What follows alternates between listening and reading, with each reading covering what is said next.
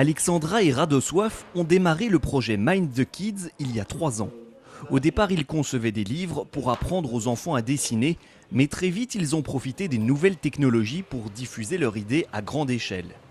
L'application Mind the Kids est disponible sur iPhone et iPad. 250 000 ont été téléchargés en à peine 6 mois. La crise économique mondiale ne les a jamais freinés. Ce n'était pas calculé, on n'avait pas fait de compte, on ne savait pas si on gagnerait de l'argent, si on en perdrait. C'était simplement un projet qu'on voulait faire par passion. Ces deux jeunes entrepreneurs sont une illustration typique de la Pologne qui gagne. Car ce sont en grande partie les PME qui permettent à ce pays de maintenir une croissance de près de 4% contre environ 1% pour le reste de l'Union européenne. Les entreprises polonaises sont très souples, elles s'adaptent facilement aux imprévus et l'histoire pas si lointaine de la Pologne n'y est pas étrangère.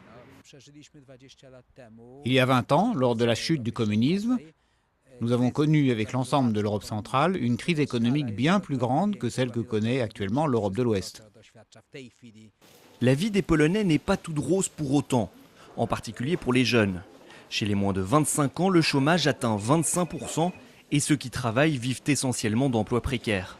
C'est le cas de cet étudiant en journalisme. Après 3 stages non rémunérés dans des médias nationaux, il a fini par trouver un emploi dans une fondation et travaille à la pige.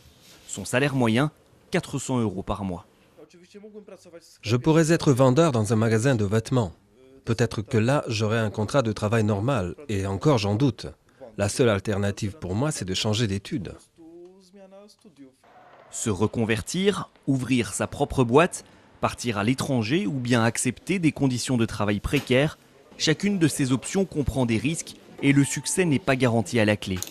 En attendant, l'écart entre riches et pauvres ne cesse d'augmenter en Pologne.